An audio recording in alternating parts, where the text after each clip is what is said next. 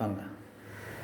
இந்த பிரபஞ்சத்தில் நம்முடைய சப்கான்ஷியஸ் மைண்ட்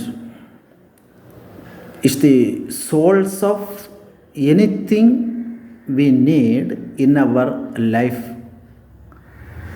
அதை முதல்ல நாம் நம்பணும், விசுவசிக்கணும். நம்ம எத்தனையோ பேரை நம்புகிறோம், ஏமாந்து போகிறோம், திரும்பவும் நம்புகிறோம், அதே தொடர்ந்துட்டு இருக்குது. ஆனால் முழுமையாக நாம் யார், நம்மகிட்ட என்ன இருக்குது அப்படின்னு யார் சொன்னாலும் நாம் யோசிக்க நமக்கு டைம் இல்லை.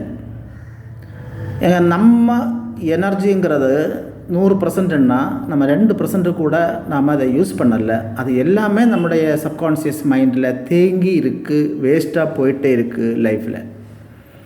அதனால் முதல்ல நம்புங்க, உங்களை நம்புங்க, அடுத்தவங்கள நம்ப சொல்லலை, உங்களை நம்புங்க.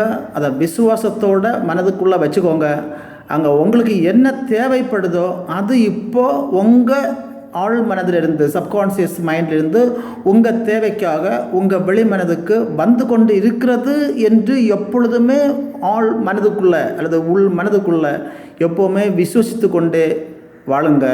நிச்சயமாக அது உங்களுக்கு உபயோகப்பட்டு கொண்டே இருக்கும்.